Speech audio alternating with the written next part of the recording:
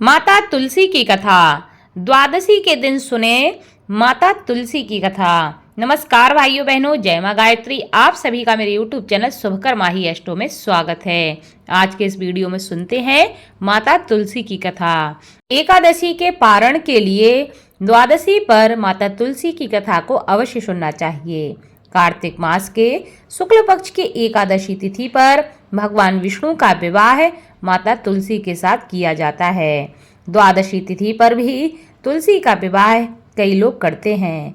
तुलसी भगवान विष्णु को अति प्रिय है। तुलसी के बिना भगवान विष्णु कभी भी भोग को स्वीकार नहीं करते। तुलसी पूर्व जन्म में एक लड़की थी जिसका नाम वृंदा था। इस लड़की का जन्म राक्षस कुल में हुआ था। राक्षस कुल में जन्म लेने के बाद भी वह बचपन से ही भगवान विष्णु की भक्त थी और उनकी हमेशा आराधना साधना करती रहती थी।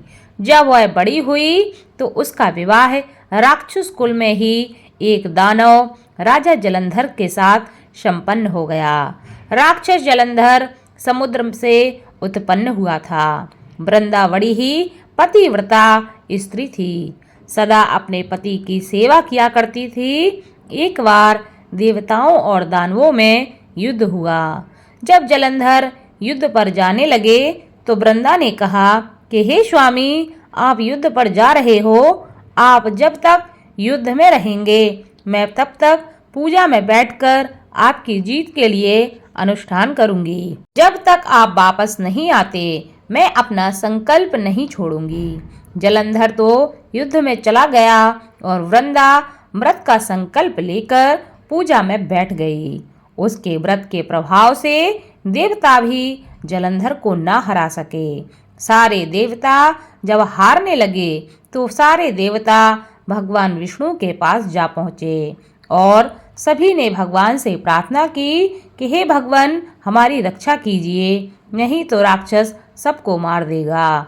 भगवान कहते हैं, वृंदा मेरी परम भक्त है, मैं उसके साथ छल नहीं कर सकता। वह मेरी पूजा कर रही है, मैं उसके साथ इतना बड़ा अधर्म कैसे कर सकता हूँ। इस पर सभी देवता कहते हैं कि भगवान, इसका कोई भी दूसरा उपाय नहीं है, क्योंकि जब तक उसकी पत्नी उस अनुष्ठान में रहेगी तब तक उसका पति अमर रहेगा, उसको कोई नहीं मार सकता। इसलिए हम सब आपके शरण में आए हैं, आपको हमारी मदद अवश्य करनी चाहिए। हे नारायण, हमारी मदद करें। इस पर भगवान विष्णु ने जलंधर का रूप धरकर वृंदा के महल में वह जा पहुँचे। वृंदा ने जैसे ही अपने पति को देखा तो वह तुरंत पूजा से उठ गई और उनके चरणों को छू लिया। इधर वृंदा का संकल्प जैसे ही वह पूजा से उठती है उसका संकल्प टूट जाता है।